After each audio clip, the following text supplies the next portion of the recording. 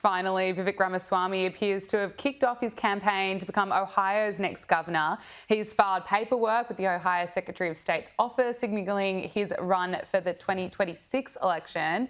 Now, he's expected to launch his campaign next week. What can we expect from this, Emily? This is actually going to be a really tough race. He comes in with a lot of name recognition and probably a lot of money. He has baked into his candidacy that he's been close to Donald Trump.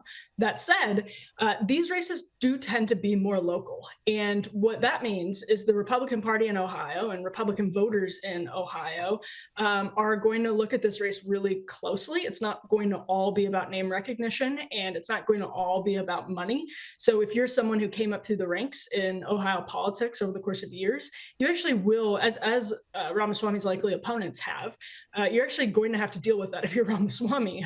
So I think a lot of people saw this as maybe a consolation prize, a slam dunk, like, oh, he's going to run back to Ohio and he'll climb the ladder there and it'll be a sort of easy rung on the ladder for him. But actually, these things are really tough. J.D. Vance's primary was really tough in the Senate race back when he was first elected by Republicans. So this is not going to be a slam dunk by any stretch of the imagination, though he will certainly be competitive.